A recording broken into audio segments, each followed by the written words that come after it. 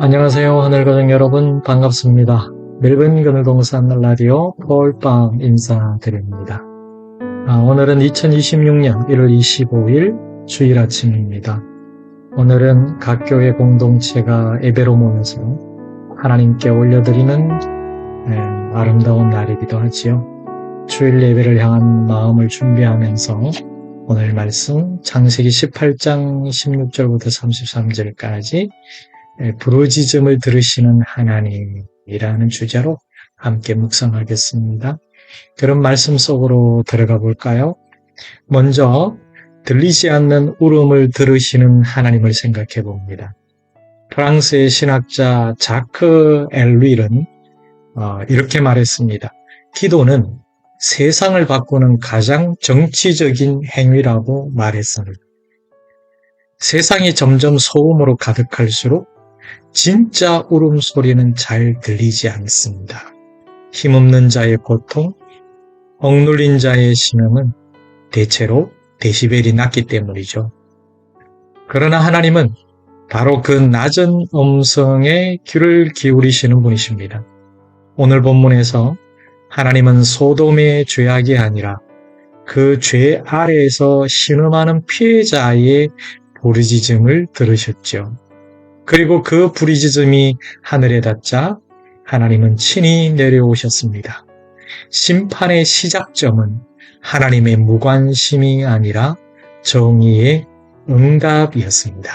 자, 그러면 이제 그 고통의 현장으로 내려오신 하나님을 보는데요. 18장 21절에 이렇게 기록하고 있습니다. 내가 이제 내려가서 그 모든 행한 것이 과연 내게 들린 부르짖음과 같은지 그렇지 않은지 내가 보고 알려고 한다 라고 기록되어 있습니다. 이 말씀은 마치 출애굽기에 내가 그들의 부르짖음을 들었다라는 말씀을 미리 보여주는 것 같습니다. 하나님은 멀리서 감시하지 않으시고 직접 현장으로 내려오시는 분이시죠. 소돔의 죄는 단순한 성적 타락이 아니라 사회적 폭력과 약자에 대한 착취였다고 하겠습니다. 사랑하는 여러분, 힘이 약한 자, 환대받지 못한 이들이 울부짖을 때 그 부르짖음이 하나님의 심장을 흔듭니다. 우리 하나님은 죄를 감시하시는 분이 아니라 고통에 반응하시는 분이십니다. 자, 이제 우리의 삶으로 옮겨서 아브라함의 반응을 따라가 볼까요? 아브라함은 하나님께서 떠나지시지 못하도록 붙잡았습니다. 그는 소돔을 향해 정의의 심판자가 아닌 자비의 중보자로 서 있습니다. 18장 23절에 이렇게 아브라함이 말했다고 합니다. 주께서 의인을 악인과 함께 멸하려 하시나이까. 아브라함의 기도는 자기 가족 롯만을 위한 것이 아니었습니다. 한 도시의 생명, 한 시대의 정의를 위한 기도였던 거죠. 그의 중보는 숫자를 줄여가며 이어집니다. 50명, 45명, 40명, 30명, 20명, 10명까지 줄여가며 이어집니다. 그리고 하나님은 의인 10명만 있어도 멸하지 않겠다라고 말씀하시죠. 여러분, 한 사람의 중보가 도시의 운명을 바꾼다는 것 아시죠? 세상이 무너지는 것은 악인이 많아서가 아니라 의인이 기도하지 않기 때문이라고 생각합니다. 그래서 무엇보다도 먼저 하나님의 정의를 다시 보게 됩니다. 아브라함은 하나님께 정의를 요구했습니다. 세상을 심판하시는 이가 정의를 행하지 아니하시겠습니까? 그러나 하나님은 단순한 형벌의 정의가 아니라 자비의 정의를 드러내십니다. 사랑하는 하늘가족 여러분, 의인 10명이라도 있으면 도시 전체를 용서하겠다고 하신 이유가 무엇일까요? 하나님은 심판보다 더 구원을 기뻐하시는 분이시기 때문이 아닐까요? 의인은 하나님의 판단을 멈추게 하는 은혜의 방패가 되는 거죠. 우리 하나님은 심판의 하나님이시지만 그 심판의 중심에는 여전히 자비가 살아 있습니다. 또 한 가지는요, 오늘 우리가 서야 할 자리를 보는 것입니다. 하나님은 도시의 범죄보다 의인의 존재 여부를 먼저 세셨어요. 한 사회가 무너지는 이유는 악의 세력이 강해서가 아니라 의인의 숫자가 줄었기 때문이라고 이야기했잖아요. 사랑하는 여러분, 우리 교회가 바로 그 10명 중 하나가 되어야 되지 않겠습니까?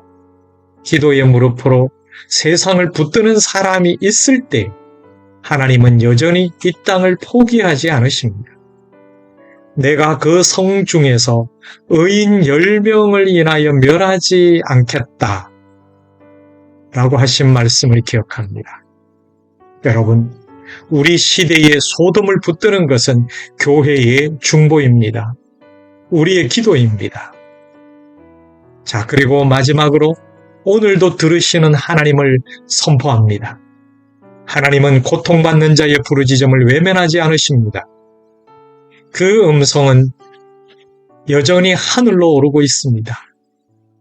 그리고 그 기도를 듣고 계신 하나님은 오늘 우리에게도 이렇게 말씀하시는 것 같습니다. 너는 그 울음을 대신하여 기도하라. 여러분, 세상이 부르짖을 때 교회가 귀를 막는다면 심판은 피할 수 없습니다. 그러나 교회가 무릎을 꿇는다면 하나님은 여전히 자비를 선택하실 것입니다. 하나님은 심판보다 구원을 원하시는 분이시니까요. 그리고 그 구원의 통로가 바로 우리의 기도라는 것을 우리 모두 잊지 맙시다. 함께 기도할까요? 사랑하는 주님, 소돔의 부르짖음을 들으셨던 하나님, 오늘도 세상의 신음과 눈물을 들으시는 줄 믿습니다. 우리 교회가 의인 10명의 자리에 서게 하옵소서. 기도로 세상을 붙드는 교회가 되게 하시고 심판보다 자비를 선택하시는 주님의 마음을 닮아가게 하옵소서. 예수님의 이름으로 기도드립니다. 아멘. 하늘가족 여러분, 오늘도 함께 해주셔서 고맙습니다. 오늘 마무리하면서 함께 들을 찬양은요, 나그네들의 하늘 잔치입니다. 이 찬양의 가사 중에 이런 가사가 있어요. 예배, 눈물과 한숨이 기쁨과 찬송으로 변화되는 하늘 잔치. 예배, 본향을 향하여 힘찬 걸음 내딛는 나그네들의 하늘 잔치. 여러분, 이 찬양을 들으면서 여러분을 축복하고 싶네요. 오늘 여러분의 예배가 그런 예배가 되기를 축복합니다. 저는 폴빵이었습니다. 다음 시간에도 하나님의 넓은 그늘 아래에서 뵙겠습니다. 건강하시고 행복하세요. 샬롬. 그저 그렇게 남들만큼만 살아가기에도 힘겨운 세상살이 우릴 부르셔 세상 속에서 나그네로 주님 드러내라 하시네. 우리 힘과 지혜로는 해낼 수 없는 고귀한 부르심, 그분의 사랑이 있어 지친 무릎 일으켜 세우네. 예배, 눈물과 한숨이 기쁨과 찬송으로 변화되는 하늘 잔치. 예배, 본향을 향하여 힘찬 걸음 내딛는 나그네들의 하늘잔치 하늘아버지 함께 하심 우리를 본향까지 우리를 그날까지 붙드시리.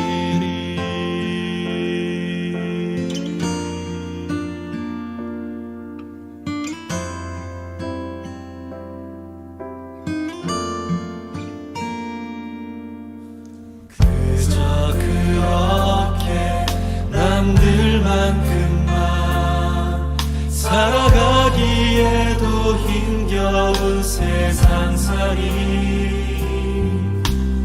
우릴 부르셔 세상 속에서 나그네로 주님 드러내라 하시네. 우리 힘과 지혜로는 해낼 수 없는 고귀한 부르심 그분의 사랑이 있어 지친 무릎 일으켜 세우네.